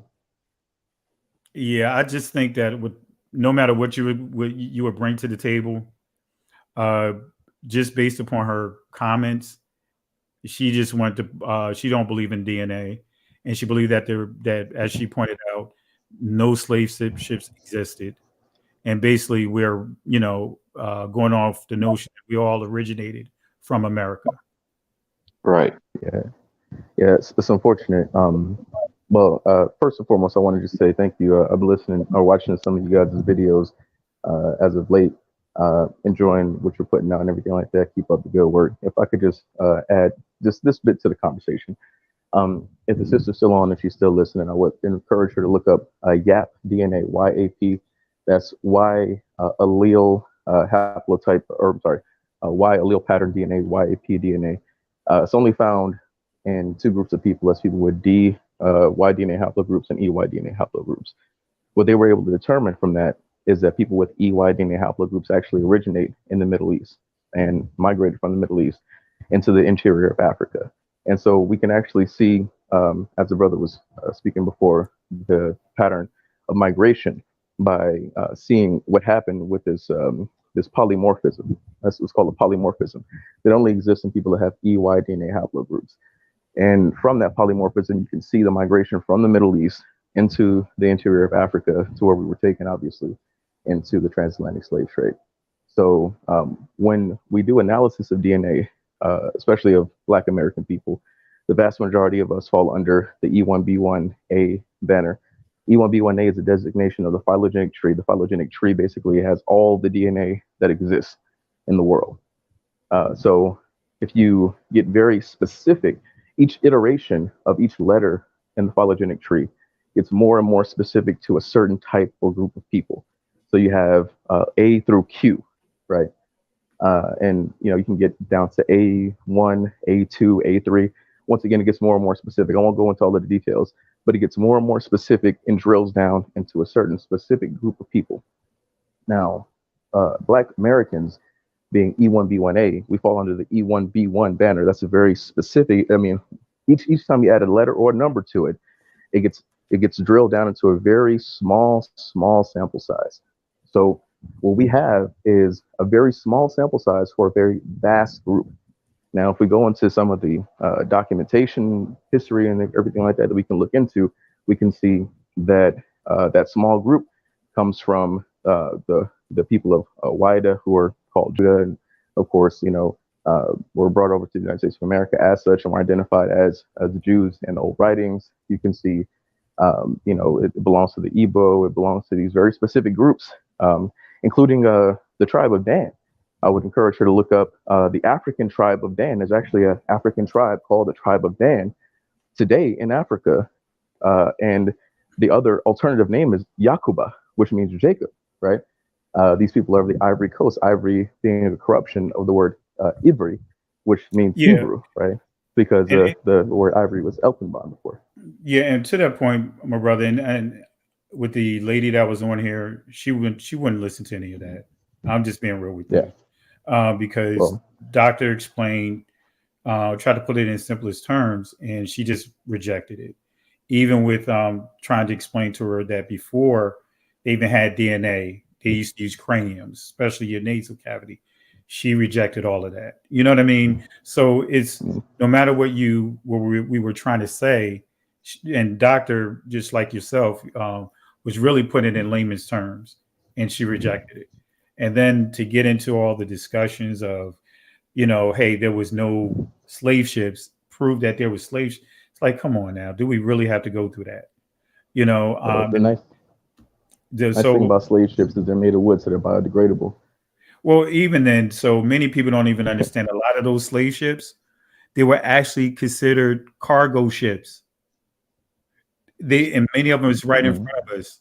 The Ouida that the what's that? The Pirates of the Caribbean. Caribbean. That ship that they had on there is based off of Ouida, right? And it's a fact. I mean, but it's just one of those things that when you start getting into and I'm not one to really go into all that conspiracy stuff, it can really start convoluting what's actually truth. And now, kind of that thing, if we're not going to understand from a perspective of we all came out of like a great delusion of being in Christianity, right? With a lot of the stuff that we were taught. But sometimes we could get to a point of trying to get so far away from something and we run into a delusion from another place. So I believe that no matter what was said, she already had in her mind that she didn't want to receive anything that was said because it was steady rejection. So, and I really appreciate even what you mentioned as far as making sense of it. But even with what you said, what you pointed out, she wouldn't have received it. So I didn't even want to get into the depths of that, that discussion. But Nakia, you want to try it again? Okay, I'm gonna try it. I'm so sorry. Okay. Yeah, but I wanted to say really quickly. I came in late when one of your someone said something about he had the European DNA, and I was told to not trace through the Y, the the paternal line. Sorry, that I have a little one that's here, but I was told not to trace through the Y because I believe the number is about 90% of the slave masters, because of their activity with our foremothers, you're going to have a Y from them, and that's why you're going to see the Y in the patrilineal line. And it's better to trace through the maternal line because you're going to get the X from your mother instead of seeing the European. That's what I was told. Okay. Jay, did you want to respond to that? Yeah, and that's what I was saying earlier. It's even better when you use the autosomal DNA. That's what you're talking about, which is pretty much encompassing the X chromosome. The Y is for the father. So, even with that in mind, you can't say that there was so much rape going on to the point where the slave master's Y DNA has basically infiltrated the Black lineage. We still have, again, the migration pattern showing us that the E1B1A is actually coming from Western Africa, Eastern Africa, so on and so forth. So even with that, you can still use the Y DNA. And really my thing is you should really just use all of it. Because that would be the most specific way of gathering the information and specifically pinpointing where we were during certain times in history. And see what was interesting to your point when I looked at 23, not 23. I mean, what's the other one? Ancestry. Ancestry. Yeah. Even though it lists me as E1B1, right? E, it was showing the connection to what's that? A, right? Even though it says I'm E, but it also made connections to A for some of the, other tribes that are connected, going to what's that, South Africa, in kind of West Africa area. So it was making a connection today, even though it was showing that it was crazy. It was like it was showing that 60%, not 60%, it was like 60 to 70% E1B. And then it said a small percentage point over to this tribe over here. So it was kind of weird, but it was like showing that within, and maybe someone could explain that more, but it was showing that I'm connected to E1, even though I know that none of us can have multiple mutations. You know what I mean? If you have multiple mutations in one DNA, something's wrong. So, but for some reason in there, they had like a section. It showed me with E1B1, but then it showed other tribes that's connected to me and a smaller percentage. It was showing that it had A. Does that make sense? Right. And that's all due to admixture again. We didn't basically procreate with just our own kind, but we procreated with other nations as well. So it's just showing you admixture. That's all that's about. Okay. what's the other question I was going to ask? I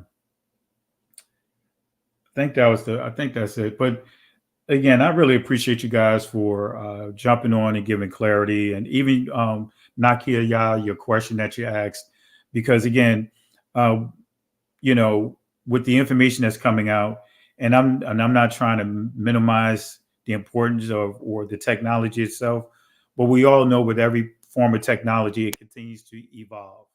You know, it's been around for a while, but it really didn't start being used until 1947, 1948. But it wasn't being used from a perspective that we see as being used today. It was more so kind of similar to what, what's his name? What's the guy name? I just mentioned him with the cranium, Samuel Morton, to try to uh, point out uh, intellects, who's smart, who's intelligent, based upon their DNA. And certain haplogroups wasn't even created until some of them were, I believe, if you guys could correct me, wasn't the E1 started being utilized in like the 90s, if I remember correctly? I'm not sure about that one, Pastor. All right. What do you think, Brother Stewart? Do you know that, Brother Stewart? I mean, Surratt? Yeah, yeah. I wouldn't be able to tell you with any level of certainty. I can tell you that that the E1B1 DNA was found amongst the Natufians in the Levant, so modern day Israel, Palestine. Right now, when they dug up the skeletons, now it's the other thing I want to tell the sister. When they dug up the skeletons over there in the Levant, and they found the oldest skeletons from the first migrations into that land, they found that E1 B1 DNA, the same DNA that she probably her father probably had. Was amongst those people. So, and we saw like the evidence of the war, the whole migration into that part of the world. So we can say with a high level of certainty that that was the DNA of those people during that time, and as it is now to this day. I appreciate it. Appreciate it. Well, guys, I really appreciate it. And Nakia, did they answer your question?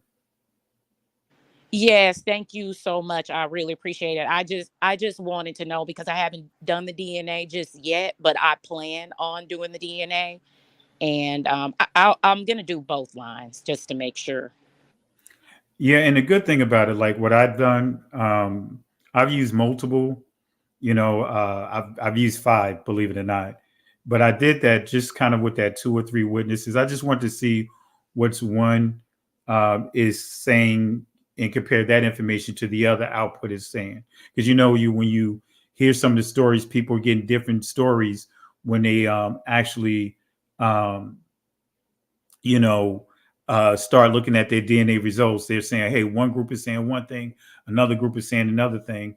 So I just kind of use five just to bring, get more of a database and kind of see which ones are saying what. But it's still a common census that it still points to Northeast Africa. It points out whether one show Igbo, while the other two show Limba and Yoruba. And actually, one of the ones that they don't have anymore that I did years ago was called DNA Ancestry or whatever.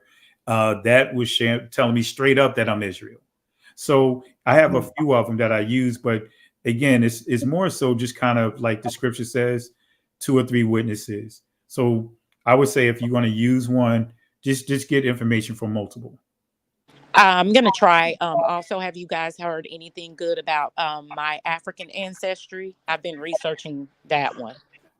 That's the only one I haven't used yet, and I've been trying to get around to using that one.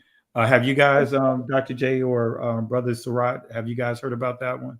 I've used 23andMe and Ancestry, and both of those were pretty much spot on. I mean, they pretty much told me the same picture, So if you want to start with the two that I would recommend, and really the only two that I've used is 23andMe and Ancestry. Those two. Yeah, and I would recommend that once you get the results, take the raw results, and you can upload it to GEDmatch, but also My Ancestry, because My Ancestry actually gives you even more details than what GEDmatch does.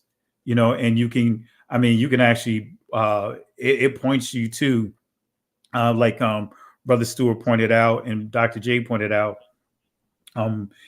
people that was, graves that they did DNA testing on skeletons and all of that, and to do the comparisons and so forth. So they actually do that with 20 My Ancestry. They actually go even more into depth with it. So 23andMe may show that, let's just say Limba, but it may give you a percentage range. Like mine's tend to range from 8 to 10%. It fluctuates, but over at My Ancestry, it's like 5%. 4 and 5%, and they give more detailed information with it. Yeah, the one thing I will say as it relates to DNA tests is that the way it's done is they take 1% of 1% of a strand of DNA and they test it. That's how it works. So they've had DNA tests with identical twins whose science tells us has the same exact DNA and gotten multiple different results. So it's not an exact science, right? It gives you an idea. It gives you a broad picture, and that's the way that we have to understand it. If you go to any of these sites, if you dig up any of the studies, most of the studies are done by Ashkenazi Jews, but you can go into the studies and they'll tell you we only take 1% of 1% of one strand of DNA because there's so much information in a DNA strand. And the reason why it changes like that is because they might take a different section and a different section. So that 1% of 1% could be one very small section. And they'll say, oh, according to this very small section, you have like DNA patterns to these people in this part of the world. And then they'll take another very small section in a different time and say, oh, you know what? Actually, you show these people in this part of the world. And that's why you'll always see those changes. So just be aware that if you do take the test, it's going to be a very small percentage of your DNA, and they're going to match it up to a very small percentage of a group of people, and it will change over time. Go ahead, Dr. J. I'd just like to add to that. Really, it's not just 1% of a strand. DNA is so microscopic that you can't even possibly begin to do something like that.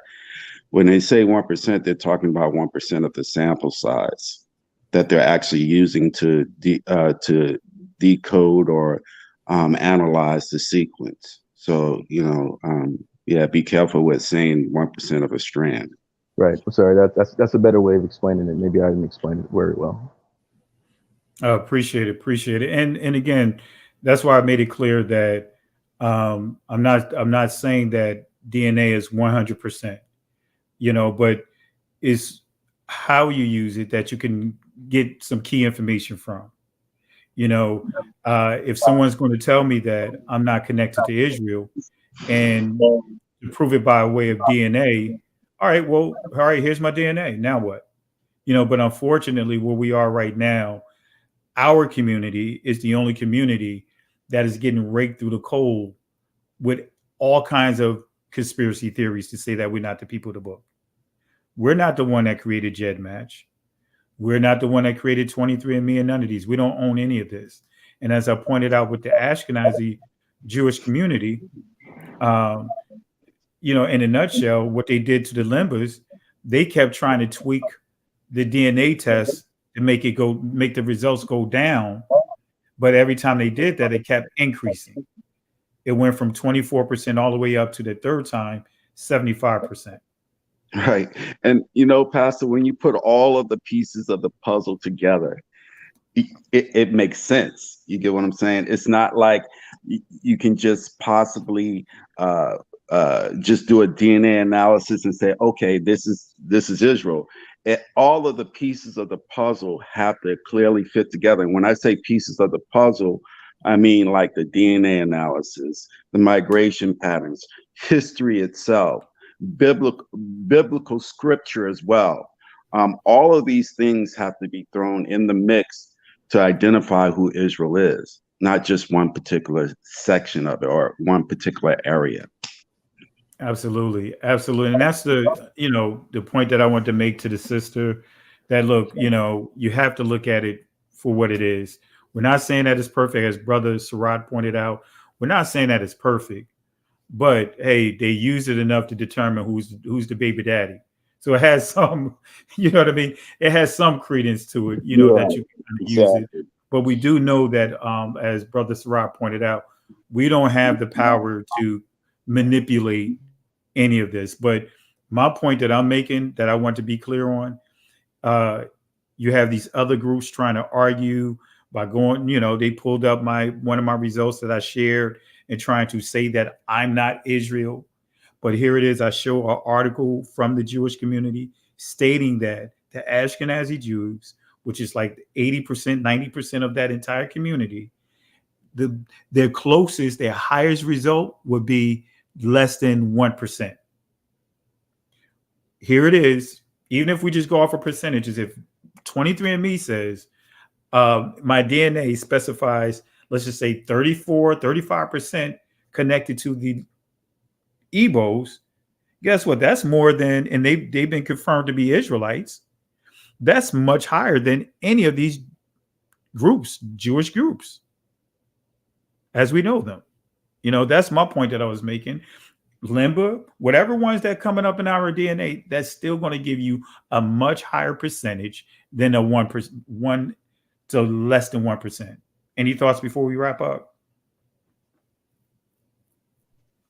I think we pretty much exhausted this conversation, Pastor. We pretty much nailed it on the head as to what's actually transpiring right now and why DNA is so important still. I mean, yeah, sure, it may have certain downfalls, as far as its specificity. But even with that being said, the genomic sequences of the DNA still, because we know what that is, and we're able to match that up, it becomes specific. So it pretty much cancels out the downfall or the fact that, like my brother was saying, that we're only using like 1% of the sample size.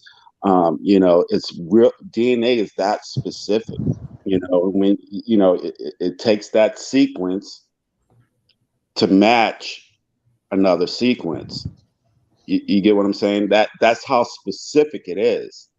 So yeah, DNA. I don't think we should get rid of it.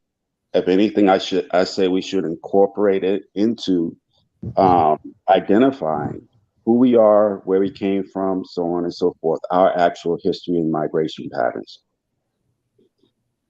Yeah, exactly. I would like to second that too. And if at any point you guys decide to do a presentation on that, I would love to offer my services and help out to try to explain this to as many of our people as we possibly can. Because I mean, it does, like the brother said, it does make a lot of sense when you start to look at it and start to understand what happened, especially when you take into account the history and the historicity that's shown in the DNA, not only of our people, but the other groups as well. You'll actually kind of be able to see, even if you take the Ashkenazi DNA and break it down and figure out what their admixture is and compare it to the history, the literature that we have, it makes so much sense. And I would love to be part of that if you guys want to ever do that. All righty. Hey, I appreciate you for jumping on. And, I didn't anticipate on being on this long, quite honestly. Right.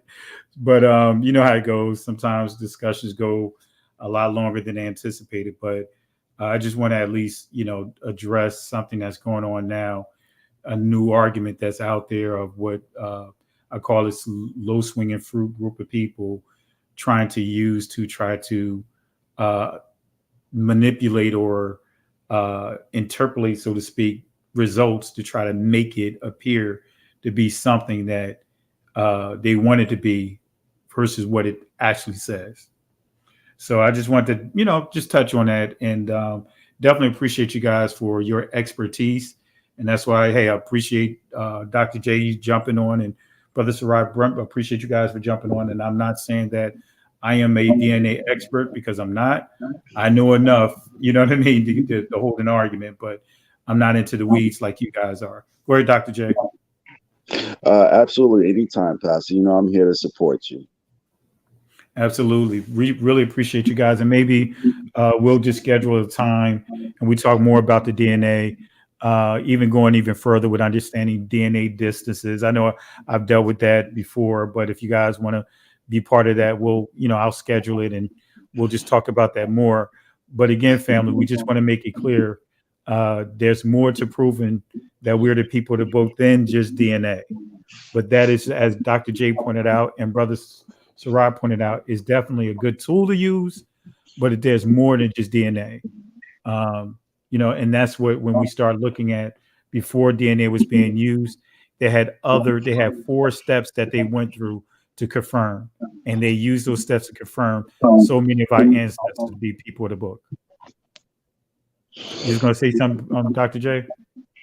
No, I think that's pretty much it. All right, Brother Surratt, you good? Any final thoughts as we get ready to wrap up? No, I just want to thank you guys for having me on. Shalom, peace, everyone in the chat, peace, everyone watching live. Like I said, I think you have my email since I logged on. If you wanted to reach out to me, if you guys ever need any resources, I'll be happy to provide anything I can to help bring clarity to this. Hey, appreciate you, my brother. Thank you again. Thank you again, Doctor. Family, in the words of Moses as he encouraged the people. And guys, I'm going to take it down. Normally, Doc, you know how we connect offline. I'm not even going to do it. I'm going straight to bed. So sounds good. I'm about to do the same thing.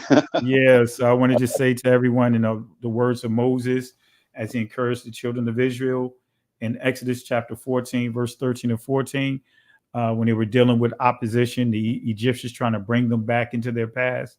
A lot of things we're dealing with right now today as a people and the opposition coming at us. He said to them, fear ye not, stand still, see the salvation of Yahweh. These Egyptians that you see here today, they will not have power over you ever again. The Most High will fight for you. But here's the kicker. He said, but you must hold your peace. And the Hebrew word there for peace is charash, which means be quiet.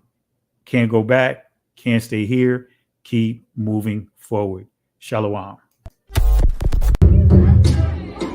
Listen, Genesis chapter 11, verse 10 explains the genealogy of Shem. Shem was a black man in Africa. If you repeat this back, Genesis 14, verse 13, Abraham steps on the scene. Being a descendant of Shem, which is a fact, means Abraham too was Abraham, born in the city of a black man called Nimrod, grandson of Ham. Ham had 4 sons. One was named Canaan. Here, let me do some explaining. Abraham, Isaac was Jacob had 12 sons, for real, and these were the children of Israel. According to Genesis chapter 10, these were the children of Israel. According to Genesis chapter 10.